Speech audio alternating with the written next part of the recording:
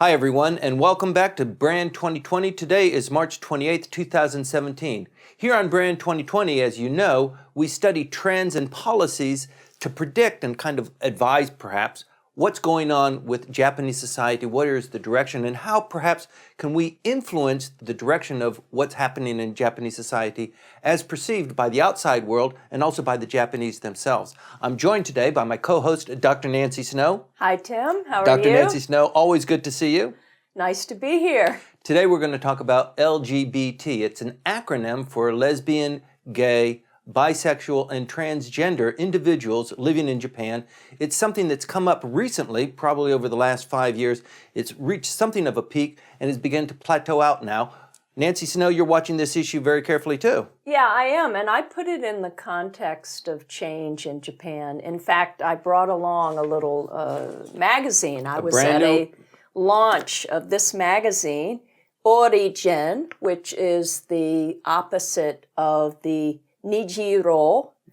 Okay, Japanese, spelled backwards. Yeah, spelled backwards for rainbow, right? So Japan has been sponsoring a rainbow pride in May every year, and it keeps growing. The numbers keep growing.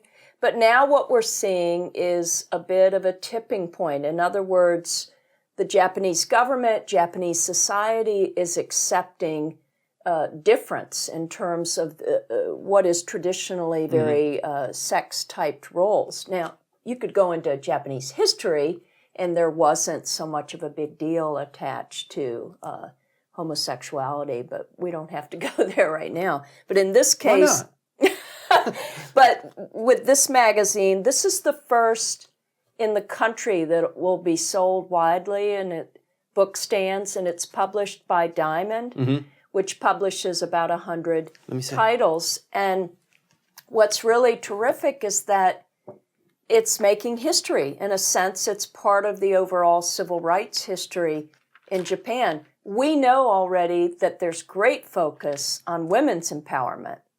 But if you were to bring, say, women's empowerment in the workplace with recognizing LGBT in the workplace, then you've really got quite a spectrum there of diversity and inclusion.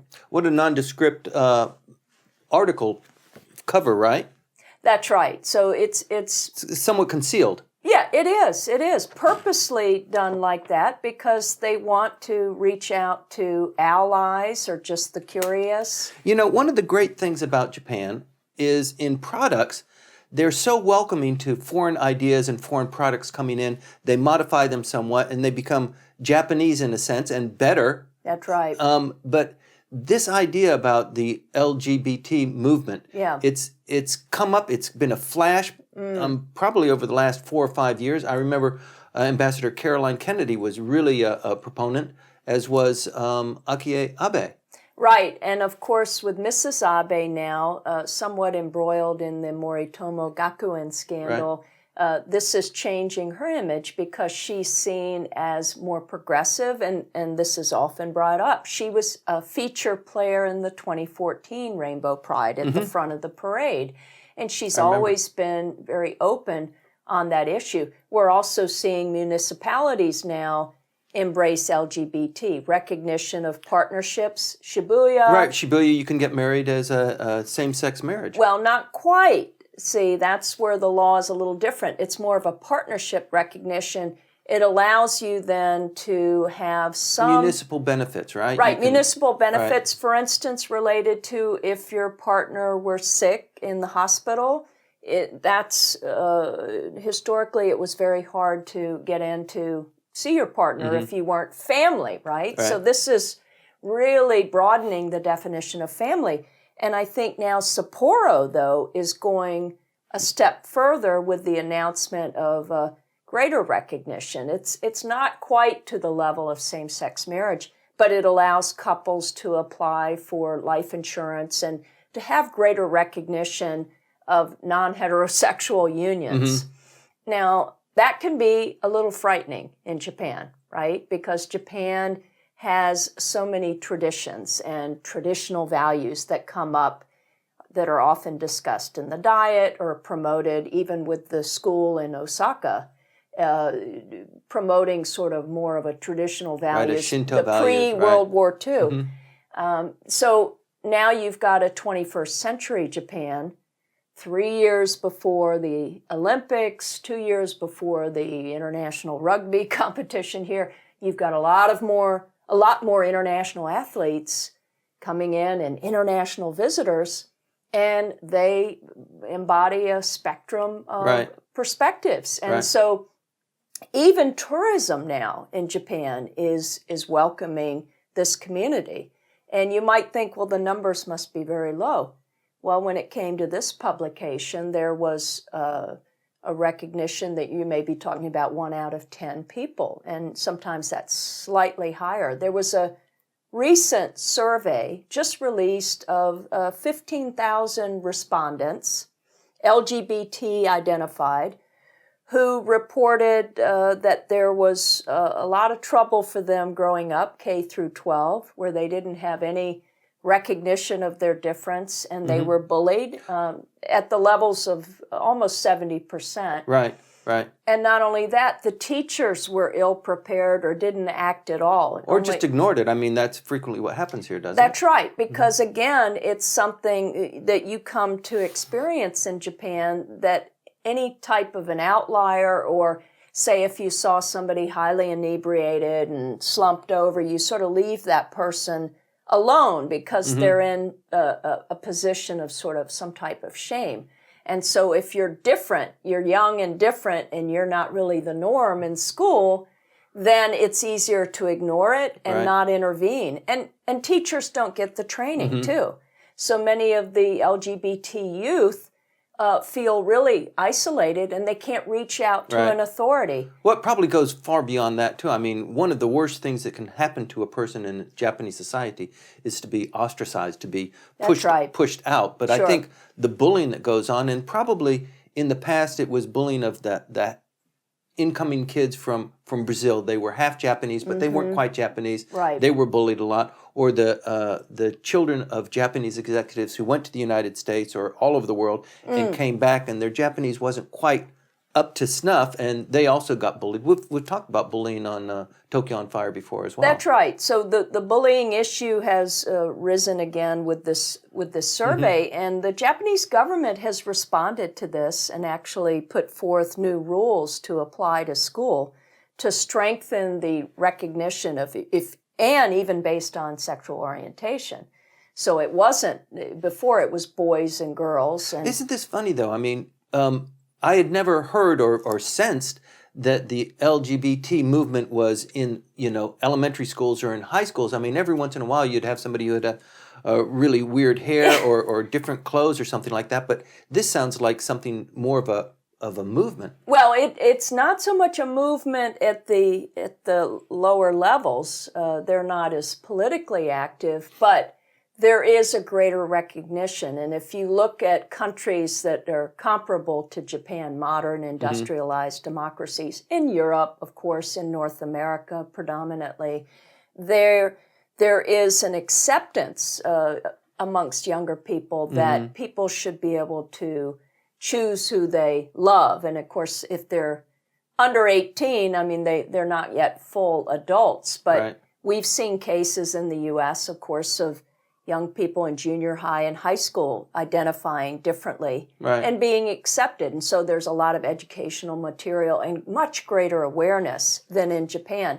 But to your point about the nail that sticks Right. out must be battered down. Where I think there's some pressure being put on, there's no question it's coming from foreign nationals, with a lot more tourists coming here. But also look at the international companies. If you go to Rainbow Pride, which I've been to several times, you'll You're see right. a lot of the big brand companies big are brand supporters. companies. Right. Yes, Google and the Manulife. right, exactly. A lot of the life insurance, Right. and even this recent survey was sponsored by LifeNet insurance company. So Interesting. they are really promoting, under the guise of the D&I, the diversity and inclusion, they're saying, well, we need to recognize these people in the workplace. But here's the thing that we don't realize. In the workplace, there are strong laws against sexual harassment. So that we often think, when you picture that in your mind, that men can be harassed, but you generally think of, say, maybe a male superior harassing a younger female or something. If you were then to add the identity of LGBT, you've got some wiggle room there to kind of bring that under the umbrella of sexual harassment. So perhaps that's a way to sort of unite all the womenomics talk and women's empowerment with empowerment of difference and protecting a minority in this sense. I don't know. Isn't this a bit wacky, though? I mean, with Japan's declining population, wouldn't you think, from a government policy perspective, we want more, heterosexual couples? Let's copulate. Let's have children. Let's, make more workers. Sit in a row, do what your teacher tells you to do. Yeah, but my theory's a little different. Maybe it's a little academic, so I'll have to test it. Well, it's that we need more choice. And not from just the West coming in and enforcing it, but what we know from, say, just women in the workplace. Society is, what you're saying is society is shifting, it's changing. It's shifting how one identifies. This is happening around the world, and people have to be comfortable with difference. Now, Japan can be painted to the world as very quirky. And sometimes there are the weird stories coming out of Japan. So there is a large spectrum of different types of behavior and dress and acting in a typical Japanese company.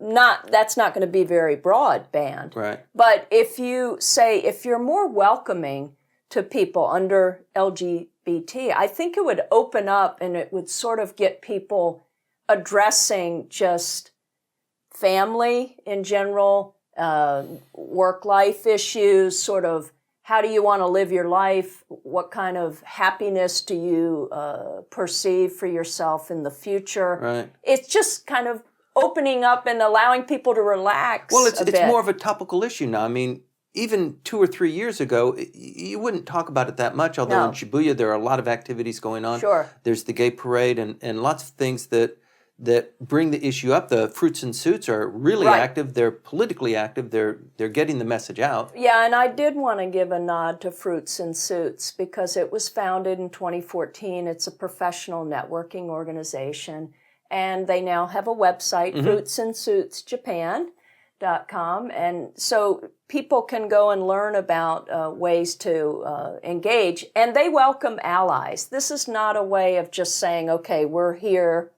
and everybody else stay away. I've joined many of their activities and never been, please, show us your badge or something like that. But what's interesting when you go, and especially related to the launch of the magazine, because it wasn't an official Fruits and Suits event, but there were a lot more young people there and more Japanese. It's in Japanese language. And what I noticed was there was a lot of opening up about identity. People felt like they were in a very safe space, and they were. And that's really important for Japan as a whole, because now there's also this push to learn English by the time of the Olympics, all the way down into the elementary school level. And you've got to allow people to really feel comfortable in their own skin. If they're learning a language or recognizing somebody who's different. And how do you come out? How do you figure out what you are and how you want to be portrayed or be perceived? Well, that's in the magazine too, because of course Japan, it's not really had this lengthy history that we've had, say, in the United States and other countries where you have a strong push for legalization, especially of same-sex marriage, which went all the way up to and was supported by the U.S. Supreme Court. So it's just, I have to be clear, though, it's not the U.S. values being put on Japan, but it's more about, on the one hand, sort of a way of attracting international visitors. And there's no question there are going to be international athletes who identify LGBT. We saw that become a problem at the Sochi Winter Olympics, where Russia sort of said, no, we really don't even address that. It's not an issue here, officially said that. And the international athletes who had come from countries where it's widely recognized They made that on social media a big trending factor, and it damaged the brand image of the Sochi Olympics in part. So Japan's going to have to address this, and it would be a good idea to work with some of the organizations that are already in place here and educate yourself with a magazine like this. This is very tastefully done. It's very professional.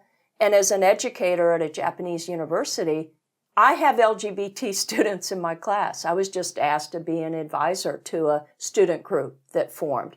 So this is a new generation of young people who feel okay to say, I'm different. That's all. I'm not here to be threatening or worrisome or concerning to you, and certainly not trying to be a threat to maintaining the productivity rate or the fertility rate in Japan.